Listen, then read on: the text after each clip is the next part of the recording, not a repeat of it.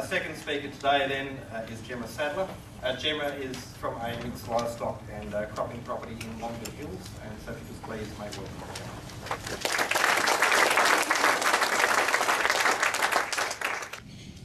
Jemma. Thank you, John, for that introduction, and good afternoon, ladies and gentlemen, and fellow Nuffield scholars. I was sponsored by the Grains Research and Development Corporation to research the topic sustainable weed management and the use of genetically modified herbicide-tolerant crops. Over the year, my research narrowed to focus more on the coexistence of GM crop growers, non-GM crop growers, and also organic farmers. As John said, I'm a wheat and sheep farmer from Nuffield Hills, which is just 200 kilometres northeast of here, and I farm there with my parents and my brother Darren. And we are cropping cereals and canola, and we're also running merino and crossbred sheep. At the moment, our crops are looking pretty good. However, we had a record dry June with almost no rainfall at all. Consequently, our weed control was interrupted, and over the last month we have watched as wild radish like this has emerged from the top of our wheat crops. In contrast, our genetically modified Roundup Ready canola is looking pretty awesome with really good weed control. We were able to get our 2 applications of glyphosate on early, and the expensive hybrid variety is proving to be well worth its upfront cost. I am embarrassed to say that crops like this one, smothered in annual ryegrass, have not been all that hard to find on our property. For me, GM Roundup Ready canola is an important tool for weed management, and I believe in the future GM could offer a wide range of benefits for many Australian farmers. But as you all know, the use of GM crops is very controversial, and many farmers believe that their businesses would be better off without the use of these crops. I want to be clear, I did not set out to research the merits of genetic modification. These products are legal crops that have been certified by regulators and scientific experts and determined to be safe for both humans and the environment. I believe now we really have to focus on the coexistence of these crops in our own agricultural production systems. Every farmer has the right to choose the best production system for their business. So how can GM crop growers, conventional crop growers, and organic farmers peacefully farm in the same communities? How can they coexist? Well, firstly, why is coexistence important? It's important to maintain a diverse and dynamic agricultural industry. It's important to ensure the continuation of all production systems so that we can meet consumer demand.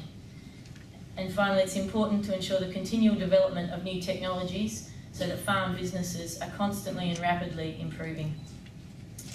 Cooperative coexistence is a massive challenge, and in particular, here in Western Australia, coexistence has been under a great deal of pressure over the last few years. Headlines like these ones have dominated rural newspapers in Western Australia. The natural environment that we live and work in ensures that what one farmer does on their property will ultimately affect their neighbour. Of course, measures can be taken to avoid these incidences, but who should pay for these measures? Should the GM crop grower pay because basic fairness says that a farmer shouldn't have a right to negatively impact on their neighbour's crop or the marketing ability of their crop? Or should the non-GM farmer pay because they are growing a specific crop and with specific standards, and they are receiving a premium for meeting those standards, and therefore the premium they receive should cover the extra cost of production of meeting those standards? The ability of farmers to coexist is ultimately determined by the set tolerance level for the level of GM presence in non-GM crops. In Australia, we have a 0.9% tolerance for the level of GM in conventional farming, and to date there has been no issues in meeting this standard.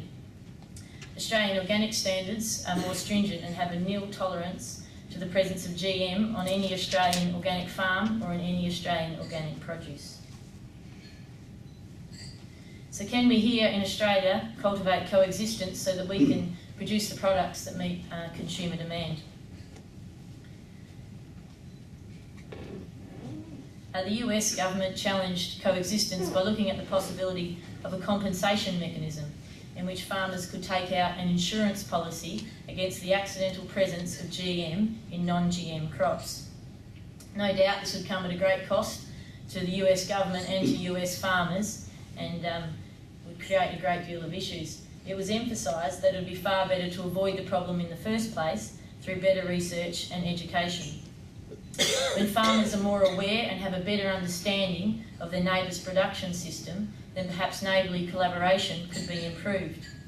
Increased understanding of farm coexistence practices such as buffer zones, farm hygiene techniques and volunteer crop management could all help aid coexistence in the future. This is a farmer that I met in North Dakota in the US, and she was growing GM sugar beets. As part of the stewardship program of growing those beets, every sugar beet that ran up to seed had to be physically removed by hand to ensure that that seed did not contaminate any non-GM sugar beets. This farmer also grew non-GM soybeans for a specific market in an area that was dominated by GM soybeans. She was able to do this by adhering to a really strict farm hygiene plan and ensuring that all her workers knew the importance of cleaning down machinery and machinery maintenance. Every load of beets that left that property was tested for GM before it left the farm.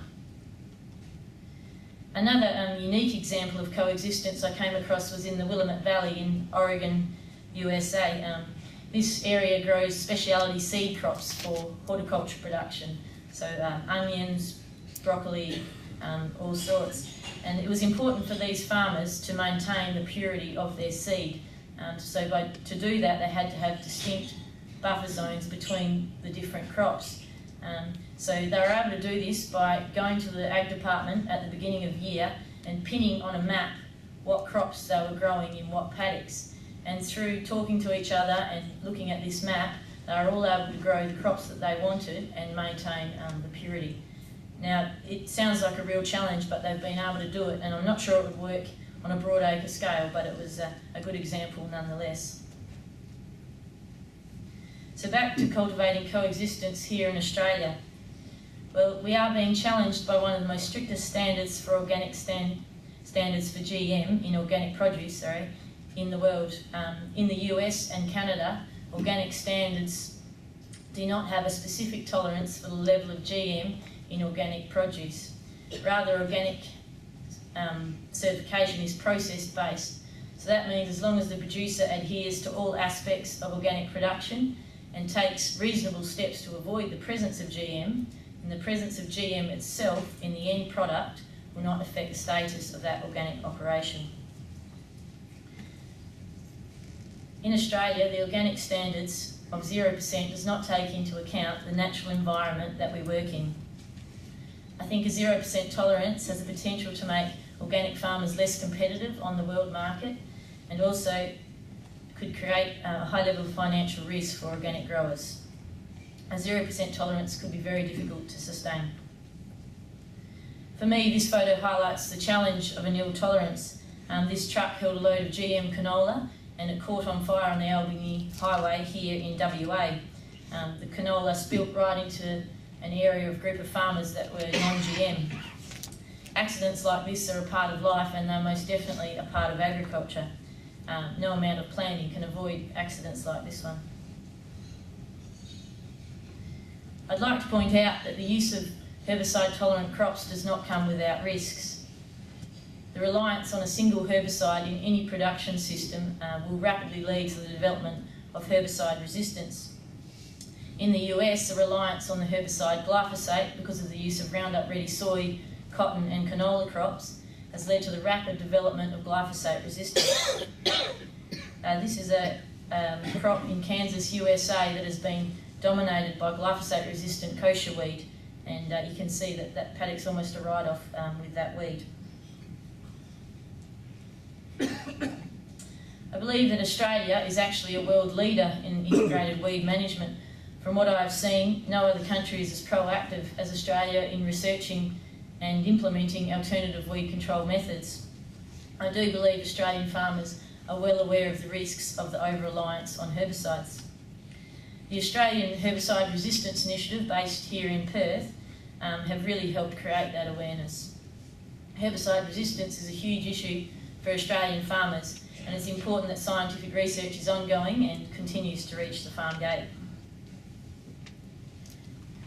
So, in conclusion, GM crops continue to be a source of great controversy.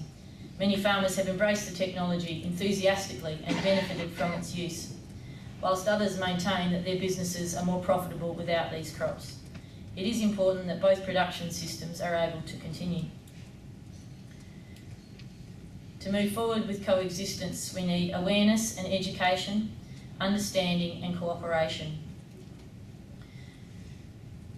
Government and technology providers have an important role to play in research and education. Research into things such as the risk and management of gene flow, methods for measuring GM presence, and even the potential development of new crops that could limit gene flow could all aid coexistence into the future. The Australian organic standards for GM thresholds needs to be reviewed. A 0% tolerance does not take into account the natural environment that we live and work in. Today, organic standards allow 5 to 10% tolerance on potentially dangerous pesticides, but they still maintain a 0% tolerance to GM. In life, there needs to be tolerances to everything we do. Nothing is perfect. I believe growers who are receiving a premium for growing a specific crop with specific standards should bear all the costs of growing that crop. Because non-GM growers benefit from a specific quality standard that their neighbours do not, they should not expect their neighbours to bear the special management costs of reaching that standard. The development of a compensation mechanism, such as an insurance-based model in the US, would be a costly and challenging task. And finally, here in Australia, the herbicide resistance has been as rapid as anywhere in the world. Growers must understand the risk of growing herbicide-tolerant crops, and we must use them wisely. Ongoing research into alternative weed control methods is required. Thank you very much. Thank you to the GRDC for sponsoring me on this fantastic Nuffield opportunity. And of course, in thanking them, I thank every single Australian grain producer for this opportunity. And of course, one particular Australian grain farm that put a lot more into my scholarship, my family. Thank you for making Nuffield work for me. Thank you.